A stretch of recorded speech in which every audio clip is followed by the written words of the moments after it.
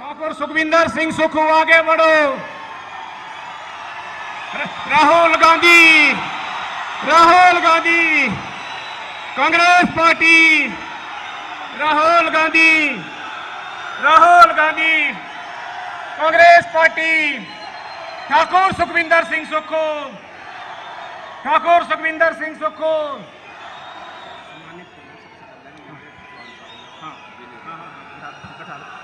बहुत बहुत शुक्रिया। आपके जोश खरोश से लग रहा है कि हमारे अजीत नेता राहुल गांधी जी जो है हमारे बीच पहुंच चुके हैं और आपने जो है स्वागत किया। हम राहुल गांधी जी का धन्यवाद करना चाहते हैं। मैं श्री राजीव शुक्ला जी का बहुत बहुत स्वागत करना चाहूंगा, जो हिमाचल प्रदेश के प्रभारी हैं। श्री राजीव शुक्ला जी का अपने लोकप्रिय मुख्यमंत्री ठाकुर सुखविंदर सिंह सुक्खू जी का सभी का स्वागत करेंगे, सभी का धन्यवाद करेंगे कि आप लोग आए और हमारे राहुल गांधी जी का स्वागत हम जो है वो कर रहे हैं, सभी मिल रहे हैं। मैं सभी से गुजारिश करूंगा कि इसके बाद जो है ठाकुर हर्षवर्धन सिंह चौहान और श्री अजय सोलंकी जी और श्री विनय कुमार जी जो है वो सिरमौर का एक निशानी जिसको कहते हैं लोहिया और लोहिया टोपी और डांगरा दे के स्वागत करेंगे। लोहिया टोपी लगाई ठाकुर हर्षवर्धन सिंह चौहान जी ने, ये लोहिया पहना के जो यहाँ की धरोहर है, जो हमारे यहाँ के जो है वो पहले मुख्यमंत्री भी पहना करते थे, डॉक्टर यशवंत सिंह परमार, लोहिया ये यहाँ की जो है वो एक। और राहुल गांधी जी जो है वो इसी के साथ जो है ये सम्मानित समारोह जो है वो चल रहा है। राहुल गांधी जी का बहुत बहुत धन्यवाद सर आपका। अब मैं गुजारिश करूंगा सभी लोगों से कि अपना अपना स्थान ग्रहण करें, सभी लोगों मंच को खाली आगे से खाली करें, सभी लोग मंच को खाली करें। और मैं गुजारिश करूंगा, मैं बहुत ही आदर और सम्मान के साथ गुजारिश करूंगा हमारे हिमाचल प्रदेश के प्रभारी आदर के योग्य श्री राजीव शुक्ला जी से कि वो मंच पे आए और अपना संबोधन से संबोधित करें। हिमाचल प्रदेश के प्रभारी और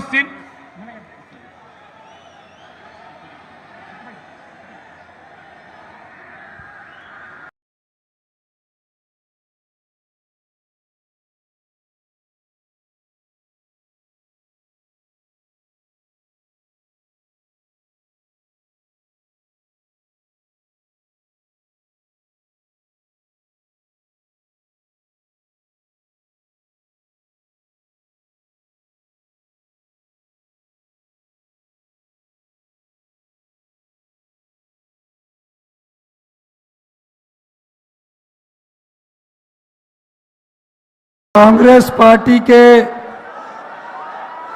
हमारे निस्वार्थ सेवा करने वाले, जनता का दर्द अपने दिल में सजोने वाले, एक पूर्व प्रधानमंत्री के पोते, एक पूर्व प्रधानमंत्री के बेटे, जिन्होंने 4500 किलोमीटर की लंबी यात्रा, जब समाज में अराजकता फैल रही थी, देश में अराजकता फैल रही थी, सम्मानित श्री राहुल गांधी जी, हमारे सम्मानित राजीव शुक्ला जी, सम्मानित प्रदेश कांग्रेस कमेटी की अध्यक्षा सम्मानित हर्षवर्धन चौहान जी, सम्मानित अजय सोलंकी जी, सम्मानित उपाध्यक्ष विनय कुमार जी, सभी सम्मानित मंच पर विराजमान, और विनोद सुल्तानपुरी जी जो इस क्षेत्र से युवा प्रत्याशी कांग्रेस पार्टी ने संसदीय क्षेत्र के दिए हैं। 15 महीने पहले हिमाचल प्रदेश में कांग्रेस की सरकार बनी। 40 वर्ष बाद एक आम परिवार का व्यक्ति माननीय राहुल गांधी जी के आशीर्वाद से मुख्यमंत्री बना। मुख्यमंत्री बनने के बाद मेरे नेता राहुल जी ने मुझे एक ही संदेश दिया, समाज के अंतिम व्यक्ति तक आपने पहुंचना है। गरीबों की आवाज आपने बनना है, महिलाओं का सम्मान आपने करना है, युवाओं को रोजगार के अवसर आपने देने हैं। इस सोच के साथ 15 महीने में हमारी सरकार ने, मैं 5 महत्वपूर्ण फैसले बताता हूं। राहुल जी के आदेश का हिमाचल प्रदेश में अक्षर पालन किया गया, पर हमारी सरकार को जो वोट के दम पर सत्ता नहीं हथिया सके, वो नोट के दम पर सत्ता की कुर्सी हथियाना चाहते थे। ऐसे लोगों को सबक सिखाने का समय 1 जून को आ गया है। मैं सिर्फ इतना कहना चाहता हूं, हमने ओपीएस दिया, क्या गुनाह किया? हमने 1500 दिया, क्या गुनाह किया? हमने विधवा महिलाओं के बच्चों को मुफ्त 27 साल तक शिक्षा दी, क्या गुनाह किया? हमने अनाथ बच्चों को सहारा दिया, क्या गुनाह किया? हमने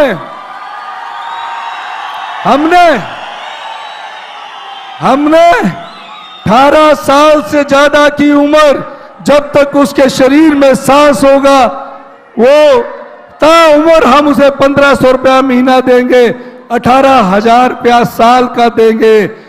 प्रधानमंत्री सम्मान निधि का 2-2 हजार की 3 किस्तें आती है।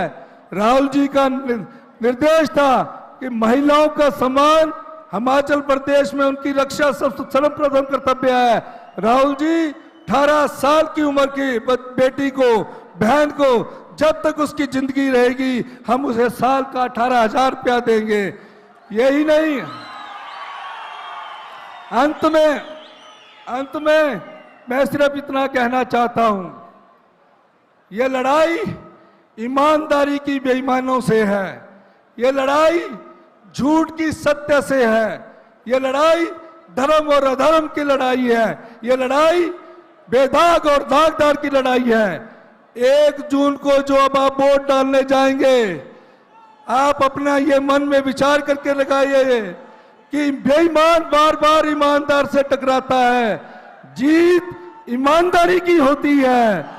झूठ बार बार सच से टकराता है, जीत सच की होती है। हमारे पास धन बल नहीं है, लेकिन मैं कह सकता हूं, 1 तारीख को जब आप वोट डालने जाएंगे, जो भारतीय जनता पार्टी के राजनीतिक मंडी में बिके हुए लोगों को खरीदती है, जो भाजपा जनता की भावनाओं का सौदा करती है, ऐसी पार्टी को सबक 1 जून को आपने सिखाओगे?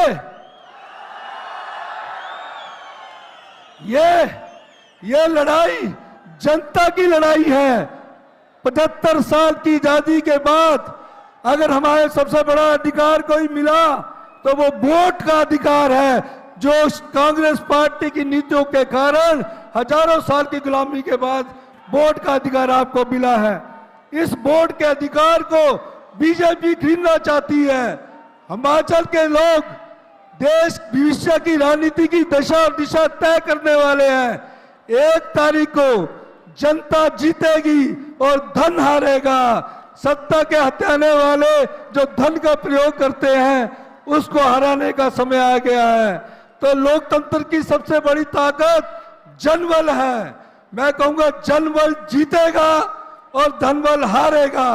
तो जनबल जीतेगा, हाथ खड़े करके बताइए। मेरे साथ नारा लगाना है, मेरे साथ नारा लगाना, जनबल जीतेगा। जनबल, दोनों हाथ खड़ा करके, जनबल, धनबल, बस जनता जीतेगी। जनता ही धनबल को हरा सकती है। धन्यवाद। जय हिंद, जय भारत। मैं भूल गया, हमारे यहां से विनोद सुल्तानपुरी युवा है, पढ़े लिखे हैं, विधायक हैं, आप उनको आशीर्वाद देंगे? बहुत बहुत धन्यवाद। जय हिंद, जय भारत। बहुत धन्यवाद सर आपका।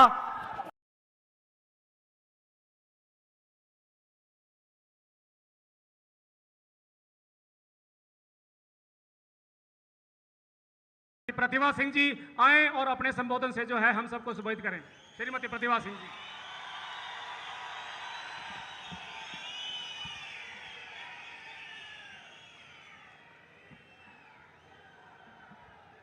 बहुत ही आदर के योग्य हमारे कांग्रेस पार्टी के सर्वश्रेष्ठ नेता श्री राहुल गांधी जी, हमारे बहुत ही माननीय मुख्यमंत्री श्री सुखविंदर सिंह सुक्खू जी, हमारे प्रभारी श्री राजीव शुक्ला जी, श्री हर्षवर्धन चौहान जी, रोहित ठाकुर जी, धनीराम जी, विनय कुमार जी, हमारे प्रीतम सिंह जी आए हैं। ये हर मीटिंग में हमारा सहयोग और साथ देते हैं, इनका भी हम बहुत आभार व्यक्त करते हैं। श्री अजय सोलंकी जी और मंच पे बैठे कांग्रेस पार्टी के सभी वरिष्ठ नेतागण, हमारे होनहार और बहुत ही अच्छे कैंडिडेट श्री विनोद सुल्तानपुरी जी के लिए आज हम आपसे हाथ जोड़कर विनम्र निवेदन करने आए हैं कि इनको आपने जरूर अपना कीमती वोट देकर संसद में पहुंचाना है ताकि ये आपकी आवाज को वहां बुलंद कर सके। हमें खुशी है कि हमारी 15 महीने की सरकार में ठाकुर सुखविंदर सिंह सुक्खू जी ने बहुत अच्छा कार्य किया है। वो काम किए जिसका हमने वायदा लोगों को दिया था। आपने ओपीएस लागू करके सभी हमारे सरकारी कर्मचारियों को जो पेंशन दिलाने का काम किया, उसके लिए सभी जनता की तरफ से आपका बहुत बहुत आभार। आपने हर महिला के खाते में 1500 डालने की बात की, उसके लिए भी आपका आभार और आप सबकी तरफ से, महिलाओं की तरफ से हम सरकार का बहुत बहुत आभार व्यक्त करते हैं। दूसरी तरफ अभी 15 महीने हुए हैं, अभी तो 3.5 साल बचे हैं। 3.5 साल में हमने शेष काम भी करने हैं, शेष वायदे भी पूरे करने हैं। आज आप जानते हैं कि भारतीय जनता पार्टी के लोग इस मैदान में उतरे हैं। पिछले कल मोदी जी यहाँ आए थे और बड़ी बड़ी बातें कह गए। मंडी में भी उन्होंने एक रैली को संबोधित करते हुए कहा, हमें पूछना है मोदी जी, जब हिमाचल प्रदेश में इतनी बड़ी त्रासदी आई, इतनी बड़ी भारी नुकसान हुआ, तो आप कहां थे? लोग आपकी तरफ नजरें टिकाए हुए थे कि मोदी जी हमारी मदद करेंगे। उस तरह पर जैसे आपने केदारनाथ में की, आपने भुज में की, आप उस वक्त हमारी मदद करने नहीं आए। मुख्यमंत्री और मैंने जाकर प्रधानमंत्री जी से बात की, हमने उनसे आर्थिक सहायता की मांग की, पर हमें अफसोस है प्रधानमंत्री जी ने ऐसे त्रासदी के वक्त में एक पैसा भी देना मुनासिब नहीं समझा। उन्होंने कहा था अपने भाषणों में कि मैं बेरोजगारों को एक साल में 2 करोड़ बच्चों को पूरे भारतवर्ष में रोजगार दूंगा। उन्होंने कहा था मैं महंगाई कम करूंगा। उन्होंने कहा था मैं भ्रष्टाचार हटाऊंगा। आज उन बातों पे बात नहीं करते मोदी जी। ना रोजगार की बात है, ना महंगाई की बात है, ना भ्रष्टाचार की बात है। वो जानते हैं उनकी खुद की सरकार आज भ्रष्टाचार से लिप्त है। जिस तरीके का आज माहौल सारे देश में बना है, हम आभारी हैं हमारी 25 पार्टियों के, जिन्होंने एक गठबंधन बनाकर अब हमें पूरा विश्वास है कि लोग हमारा साथ देंगे। लोग इस परिवर्तन को चाहते हैं। अब लोग जो मोदी का नाम बार बार रटते थे, आज वो इससे खफा है, वो नाराज है कि मोदी जी आपने जो जो कहा वो ना करके दिया और ना ही कोई आने वाले वक्त में आपसे उम्मीद है। एक ही पार्टी है देश में जो हमारी सरकार का, हमारी संविधान की रक्षा कर सकती है। हम जो हमारे साथ अन्य पार्टियां जुड़ के आई है, हमारे हिमाचल प्रदेश में सीपीएम का हमारे को सहयोग मिल रहा है, उनका समर्थन मिल रहा है, उनका साथ मिल रहा है। हम उनका भी बहुत बहुत आभार व्यक्त करना चाहते हैं। हम चाहते हैं कि हम सब मिलजुल कर दोबारा से इस देश में ये गठबंधन की सरकार को जो हम बनाने जा रहे हैं, उसमें आपका सहयोग चाहिए। अंत में मैं सुल्तानपुरी जी जो हमारे बहुत ही होनहार हमारे विधायक है किसौली से, इनको पार्टी ने टिकट दिया है।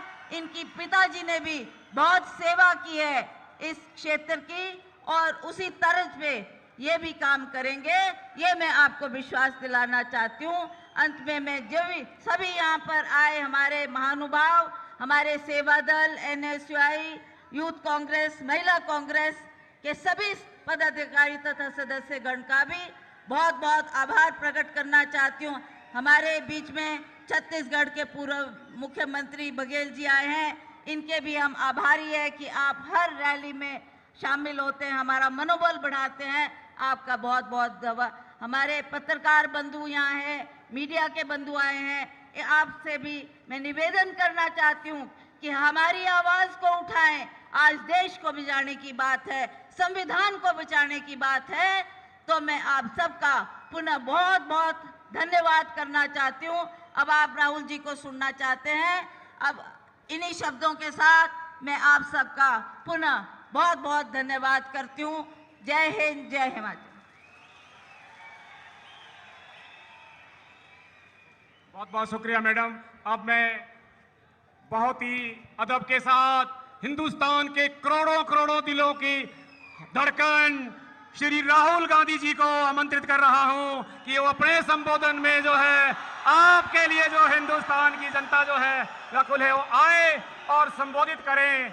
श्री राहुल गांधी जी हमारे लोकप्रिय नेता श्री राहुल गांधी जी का स्वागत आपने खड़े होकर तालियों के साथ और इसी के साथ जो है कांग्रेस पार्टी, राहुल गांधी।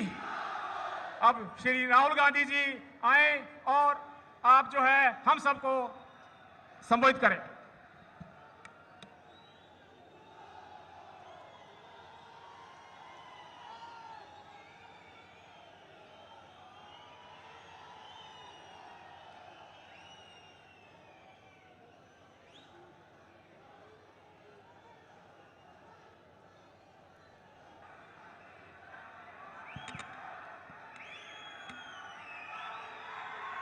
राजीव शुक्ला जी,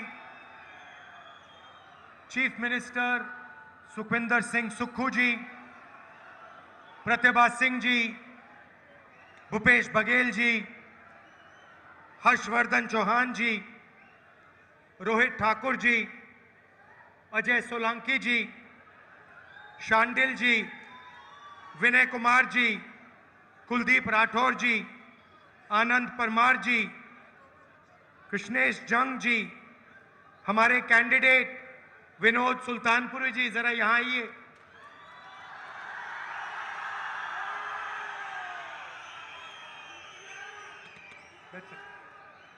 स्टेज पे वरिष्ठ नेता,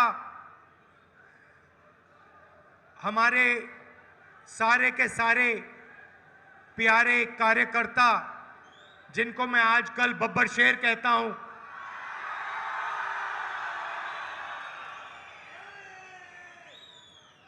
आमतौर से बब्बर शेर अकेला होता है, जंगल में अकेला मिलता है।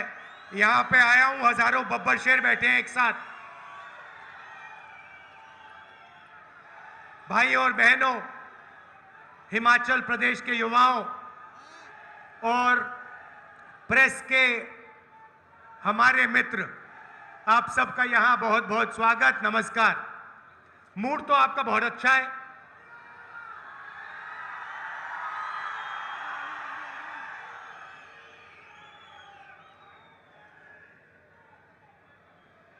सुक्खू जी ने कहा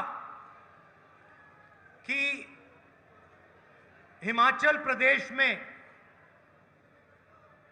40 साल मेहनत करने के बाद एक आम कार्यकर्ता, आम आदमी हिमाचल प्रदेश के चीफ मिनिस्टर बने हैं। अब मैं इसके बारे में दो चीजें कहना चाहता हूं। पहली बात कि मैंने अपनी आंखों से सुक्खू जी को मेहनत करते हुए देखा है, कांग्रेस पार्टी की विचारधारा के लिए लड़ते हुए देखा है।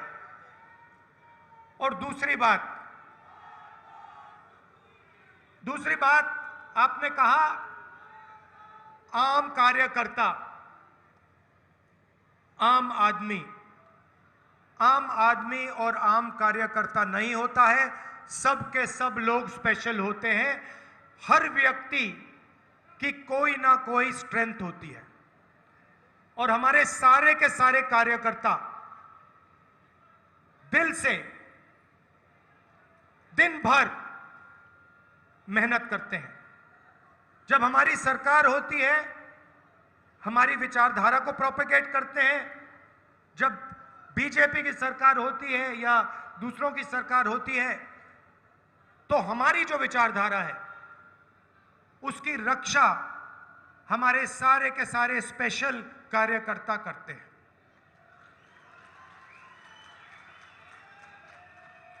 हमारे कार्यकर्ताओं में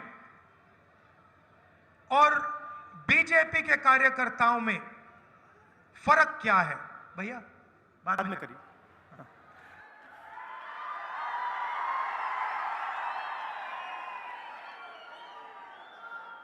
आपसे बातचीत करनी है, डायरेक्ट कर रहा हूं।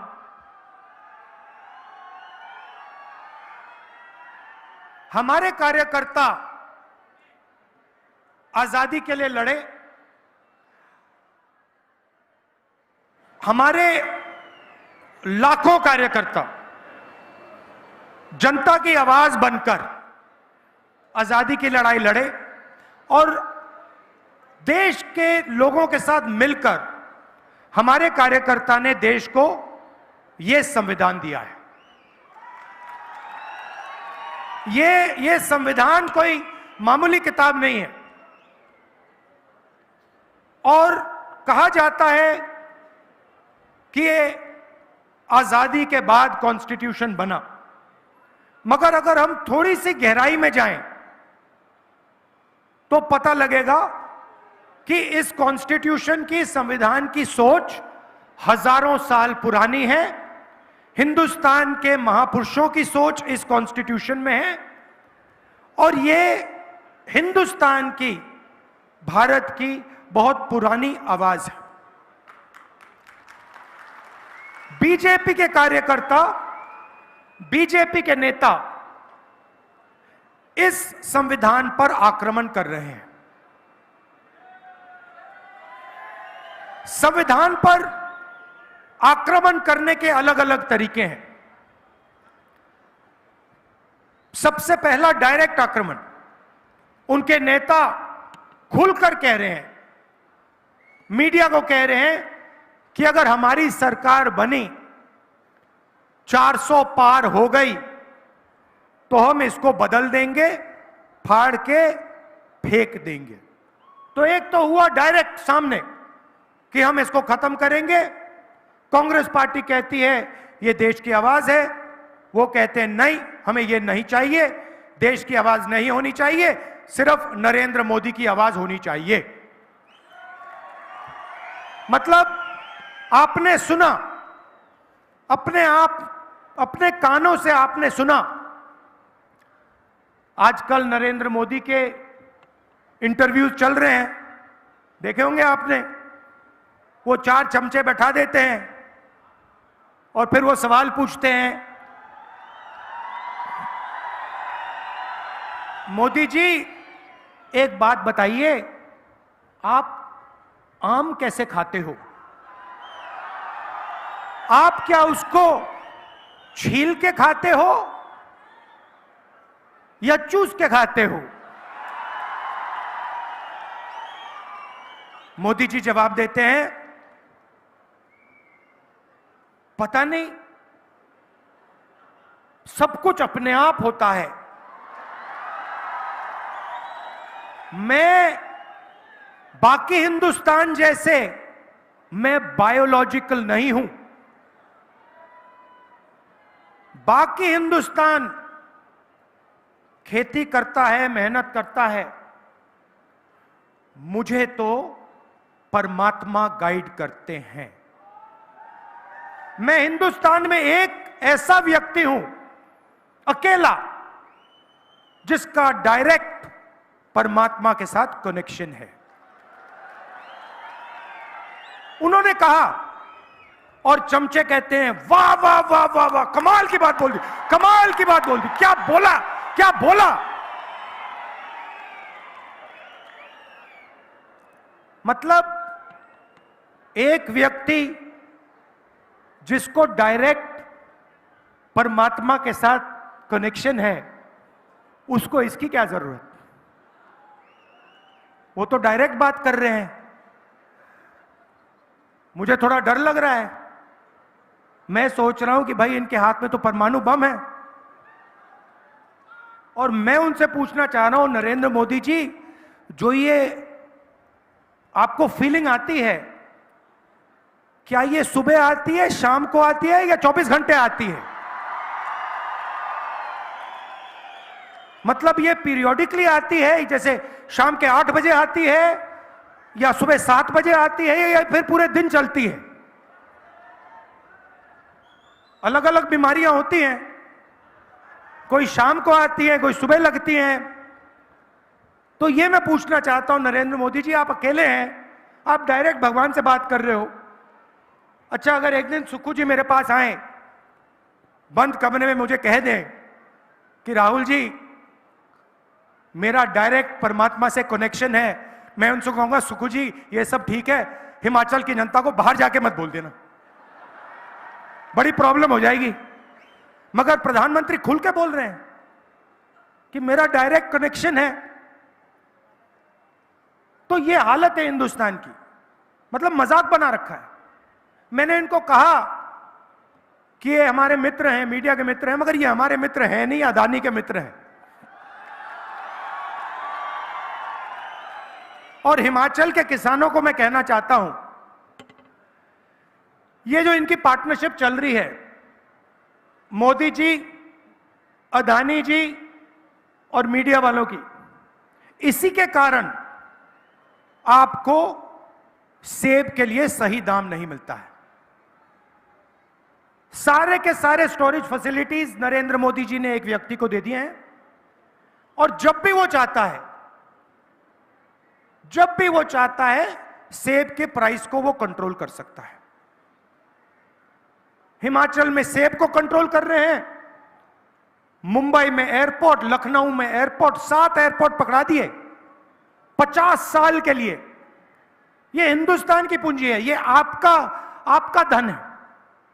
नरेंद्र मोदी ने हिमाचल के सेब पकड़ा दिए, एयरपोर्ट पकड़ा दिए, हिंदुस्तान के सारे पोर्ट्स पकड़ा दिए।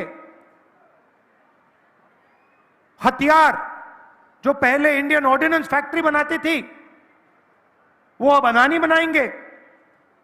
तो सारा का सारा काम 20-25 लोगों के लिए किया जा रहा है। पता नहीं, शायद परमात्मा नरेंद्र मोदी जी को कह रहे हैं कि भैया आपको अदानी जी की मदद करनी चाहिए। यही हो सकता है। तो पिछले 10 सालों में सारा का सारा काम 22-25 लोगों के लिए हुआ है। यहां पे आपदा आई, हिमाचल प्रदेश ने प्रधानमंत्री से सपोर्ट मांगी। अगले मीटिंग में प्रधानमंत्री आएंगे, आप हिमाचल की जनता को बताइए, जब हिमाचल की जनता को जरूरत थी आपने हिमाचल को कितने पैसे भेजे। हमने 9,000 करोड़ मांगे थे, उन्होंने नहीं भेजे। मगर 22 लोगों का पिछले 10 साल में नरेंद्र मोदी जी ने 16 लाख करोड़ रुपया कर्जा माफ किया है। आपने 9,000 करोड़ रुपए मांगा, आपको कहा हम नहीं देंगे। आप मुश्किल में थे, 22,000 परिवारों को नुकसान हुआ, सब कुछ खो गए, और प्रधानमंत्री कहते हैं हम आपको नहीं देंगे। आपको 9,000 करोड़ नहीं दिया, उनको 16 लाख करोड़ रुपए दिया। मतलब अगर आप साल का मनरेगा का पैसा लें, 24 साल मनरेगा का पैसा उन्होंने 22 लोगों को पकड़ा दिया। हमने किसानों का कर्जा माफ किया था यूपीए के टाइम, 24 साल अगर आप उस कर्जे को माफ करते किसानों का, उतना बनता है 16 लाख करोड़ रुपए, और ऐसे ही दे दिया। उसको कहते हैं विकास। और जब हम मनरेगा देते हैं, भोजन का अधिकार देते हैं, किसानों का कर्जा माफ करते हैं, मीडिया वाले कहते हैं देखो किसानों की आदत बिगाड़ रहे हैं, मजदूरों की आदत बिगाड़ रहे हैं, गरीबों की आदत बिगाड़ रहे हैं। अमीरों का काम होता है, यह फैशन बन गया है, यह फैशन बन गया है, मीडिया उनके हाथ में। आपने मीडिया में, हिमाचल प्रदेश की मीडिया में कभी सेब के किसान को देखा है? कभी टीवी पे आते हैं सेब के किसान? कभी उनकी बात चलती है? कभी मजदूर को देखा है? नहीं। अदानी जी की, अंबानी की शादी देखी आपने? देखी?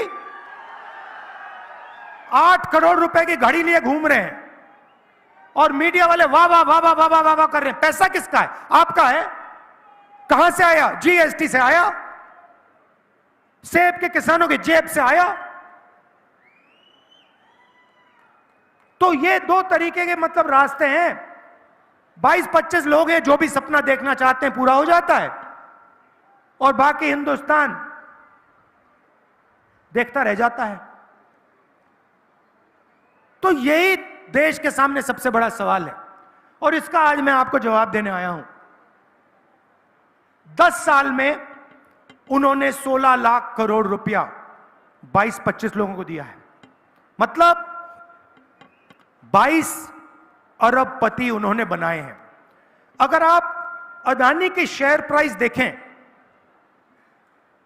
प्रधानमंत्री नरेंद्र मोदी स्वेर इन होते हैं और उसके एकदम बाद आज आप जाके गूगल पे देखिए, अदानी जी की शेयर प्राइस बढ़ती जाती है, बढ़ती जाती है, बढ़ती जाती है। डायरेक्ट पूरा देश जानता है, जो शेयर्स खरीदते हैं जानते हैं कि भैया अगर नरेंद्र मोदी है तो अदानी का बिजनेस आसमान में जाएगा। पूरा देश जानता है, सारे इन्वेस्टर्स जानते हैं। तो इन्होंने 22 अरबपति बनाए। अब हमें भी काम करना है, हम करोड़ों लाखपति बनाने जा रहे हैं।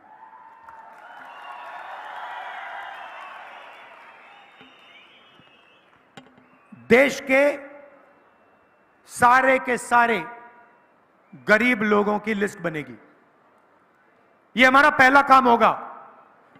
देश के सारे गरीब लोगों की लिस्ट बनेगी। हर परिवार में से, हर गरीब परिवार में से एक महिला का नाम चुना जाएगा। हिमाचल प्रदेश में, उत्तर प्रदेश, तमिलनाडु, हर प्रदेश में इस लिस्ट में किसान के परिवार होंगे, मजदूर के होंगे, बेरोजगार युवाओं के परिवार होंगे, छोटे व्यापारियों के परिवार होंगे। 5 जुलाई को करोड़ों महिलाओं के बैंक अकाउंट में 8,500 रुपए आपको मिलेगा। जुलाई में 5 जुलाई, 5 अगस्त, सितंबर, अक्टूबर, नवंबर, दिसंबर, जनवरी, ठकाठक ठकाठक ठकाठक ठकाठक ठकाठक अंदर। और मैं आपको अभी बता रहा हूं, जब ये होगा, ये सारे के सारे प्रेस वाले कहेंगे कि देखो इंडिया की सरकार गरीबों को डायरेक्ट बैंक अकाउंट में पैसा डालकर उनकी आदत बिगाड़ दी है। और मैं कहूंगा कि अगर आप लोगों ने ज्यादा बोला, हम उसको दुगना कर देंगे। मुझे कोई फर्क नहीं पड़ता। आपकी क्रेडिबिलिटी गई, खत्म हो गई है। कोई आपकी बात सुनता ही नहीं है, क्योंकि आप उनके हो। आप हमारे हो ही नहीं, आप जनता के हो ही नहीं, आप किसानों के, मजदूरों के, छोटे व्यापारियों के हो ही नहीं। नोटबंदी की नरेंद्र मोदी जी ने, हिंदुस्तान के सारे छोटे व्यापारियों को खत्म कर दिया। जीएसटी, गलत जीएसटी लागू की, प्रेस वालों ने एक शब्द नहीं बोला, बिल्कुल चुप बैठे रहे। तो इसीलिए हर महीने खटाखट खटाखट खटाखट खटाखट अंदर जाएगा, और उस दिन तक जाएगा जिस दिन तक ये परिवार गरीबी रेखा से नीचे होंगे। जब परिवार गरीबी रेखा से ऊपर आ जाएगा तो उसके खाते में ये पैसा नहीं आएगा, मगर उस दिन तक सब गरीबों को हिंदुस्तान की सरकार 1 लाख रुपए साल का देगी। यहां पे किसानों को प्राइस फिक्सिंग का मुकाबला करना पड़ता है। जैसे मैंने कहा, अदानी जी आते हैं, किसानों को सेब बेचना होता है, प्राइस गिर जाती है, और उसके एकदम बाद जब किसान सेब बेच देता है, प्राइस बढ़ जाती है। यह हालत पूरे देश में है। किसान जाते हैं, मार्केट में जाते हैं, कुछ भी खरीदते हैं, शर्ट, पैंट, मोबाइल फोन, उस पर प्राइस लिखी होती है, मगर किसानों को सेब के लिए, अनाज के लिए, गेहूं के लिए, कपास के लिए, धान के लिए सही दाम नहीं मिलता है। सही बात है ना? इसीलिए पहली बार हम एक क्रांतिकारी काम करने जा रहे हैं। हिंदुस्तान में हिंदुस्तान के किसानों को एक कानूनी मिनिमम सपोर्ट प्राइस, कम से कम दाम, कानूनी कम से कम दाम हम देने जा रहे हैं। और वहां नहीं रुकेंगे। मैंने महिलाओं की बात की, 1 लाख रुपए आपके बैंक अकाउंट में जा रहा है। किसानों का हम कर्जा माफ करने जा रहे हैं। जैसे उन्होंने अरबपतियों का किया, वैसे हम किसानों का करेंगे। अच्छा, एक बात भूल गया, यहां पे महिलाएं भी हैं, पुरुष भी बैठे हैं। मैं इनके चेहरे देख रहा हूं, पुरुषों के चेहरे देख रहा हूं, ये देख रहे हैं मेरी ओर, ये कह रहे हैं भैया महिलाओं के बैंक अकाउंट में क्यों, हमारे बैंक अकाउंट में क्यों नहीं? महिलाएं थोड़ी खुश दिख रही हैं, पुरुष सोच रहे भैया बैंक अकाउंट से पैसा हमारे यहां कैसे आएगा, प्लानिंग कर रहे हैं। तो मैं आपको बताना चाहता हूं कि महिलाओं के बैंक अकाउंट में क्यों, और शायद हिमाचल प्रदेश इसका सबसे बड़ा उदाहरण है। 21वीं सदी में स्त्री और पुरुष दोनों काम करते हैं। स्त्री और पुरुष मजदूरी करते हैं, जॉब करते हैं, डिलीवरी का काम करते हैं, कॉल सेंटर में काम करते हैं। 8-10 घंटे हिंदुस्तान के स्त्री और पुरुष घर के बाहर काम करते हैं। उसके लिए स्त्री को और पुरुष को सैलरी मिलती है, पैसा मिलता है, कॉम्पनसेशन मिलती है, मगर फिर शाम को स्त्री और पुरुष घर जाते हैं। पुरुष रिलैक्स करते हैं और स्त्री 8 घंटे और काम करती है।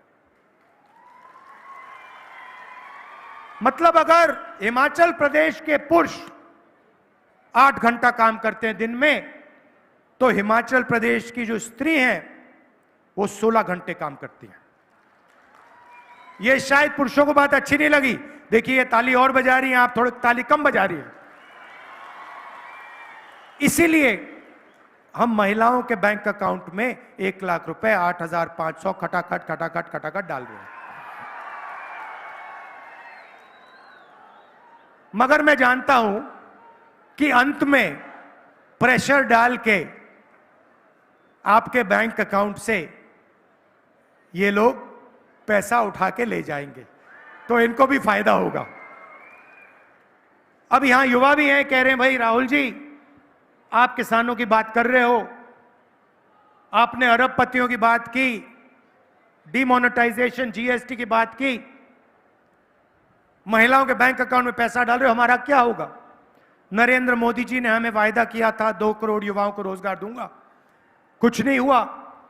सरकारी रोजगार, सरकारी प्लेसमेंट्स नहीं होती हैं, पेपर लीक होते रहते हैं, हमें झूठ बोला जाता है, हमारा क्या होगा? सबसे पहले हमने पता लगाया है 30 लाख सरकारी नौकरियां खाली पड़ी हैं, वो 30 लाख नौकरियां हम आपके हवाले कर देंगे। मैं आपको 2 करोड़ का झूठ नहीं बोलूंगा, हमने पता लगाया है जो हम कर सकते हैं, मैं आपको बोलूंगा। तो 30 लाख सरकारी नौकरियां हम आपके हवाले कर देंगे। दूसरी बात, मनरेगा में हम गरीब लोगों को अधिकार देते थे रोजगार का, मगर जो हमारे ग्रेजुएट्स हैं, college graduates, university graduates, diploma holders, उनको मनरेगा योजना से फायदा नहीं होता क्योंकि वो मजदूरी नहीं करेंगे, वो ग्रेजुएट्स हैं। तो अब हम हिंदुस्तान के ग्रेजुएट्स के लिए एक नया अधिकार लाने जा रहे हैं। इसका नाम है पहली नौकरी पक्की अधिकार। Public sector, BHEL, HAL, private sector, बड़ी बड़ी कंपनियों में, सरकारी ऑफिसेज, सरकारी अस्पताल, सरकारी कॉलेजेस, यूनिवर्सिटीज में हिंदुस्तान के बेरोजगार युवाओं को यह अधिकार मिलेगा।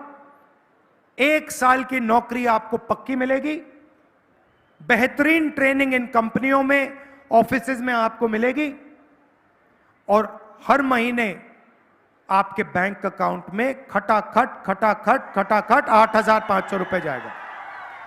1 साल में आपके बैंक अकाउंट में 1 लाख रुपया जाएगा। महिलाओं के बैंक अकाउंट में, बेरोजगार युवाओं के बैंक अकाउंट में, किसानों के बैंक अकाउंट में। मजदूरों को आज मनरेगा में 250 रुपए मिलता है, हमारी सरकार आएगी 400 रुपए मिलेगा। आशा और आंगनवाड़ी में जो महिलाएं काम करती हैं, आपकी आमदनी हम दुगनी करने जा रहे हैं। अब मैं आपको थोड़ा समझाना चाहता हूं कि हम ये कैश इंजेक्शन जो है, पैसे का इंजेक्शन हिंदुस्तान के गरीब लोगों को क्यों कर रहे हैं, इसके पीछे सोच है। ये कोई फ्री गिफ्ट नहीं है, ये मत सोचिए कि आपको फ्री गिफ्ट दिया जा रहा है। देखिए, नरेंद्र मोदी जी ने उनका 16 लाख करोड़ रुपया कर्जा माफ किया, अदानी का, अंबानी का, बड़े बड़े अरबपतियों का।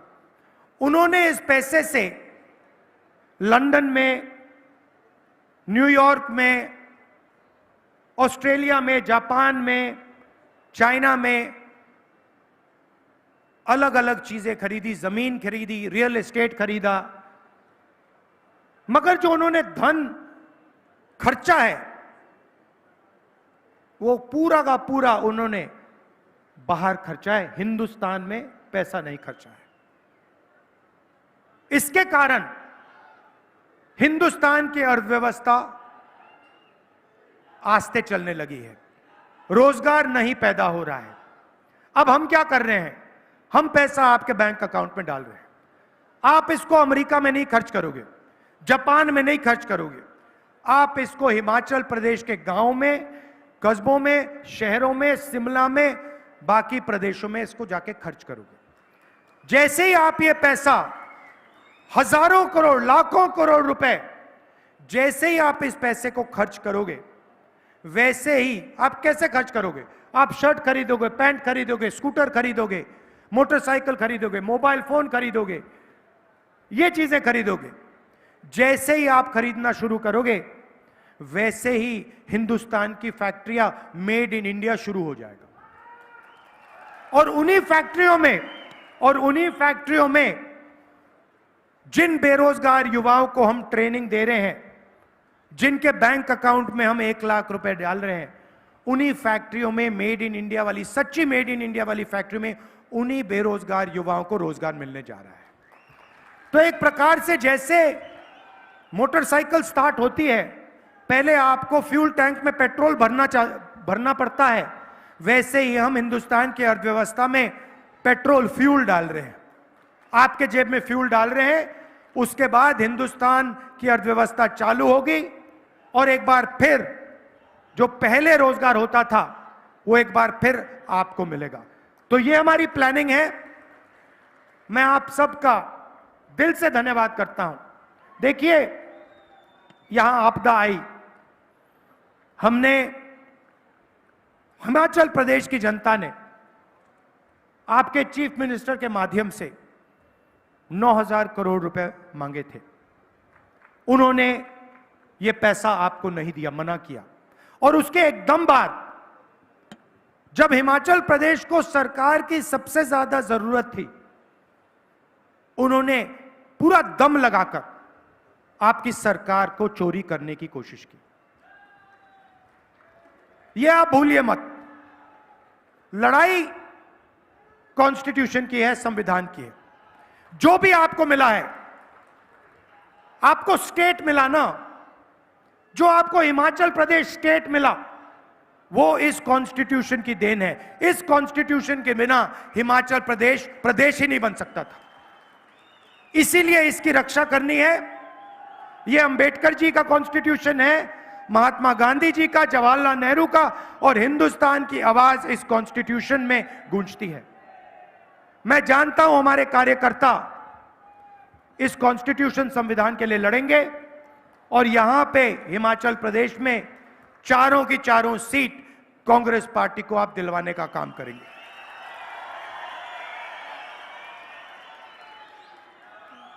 मेरी बहन को तो आप उठा के ले गए, वो अब शिमला में रहती है।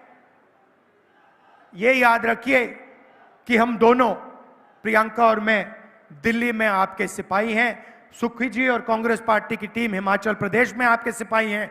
दिल्ली में लोकसभा में मैं आपका सिपाही हूं, प्रियंका जी आपकी सिपाही हैं। आप सबका दिल से बहुत बहुत धन्यवाद। नमस्कार, जय हिंद, जय हिमाचल।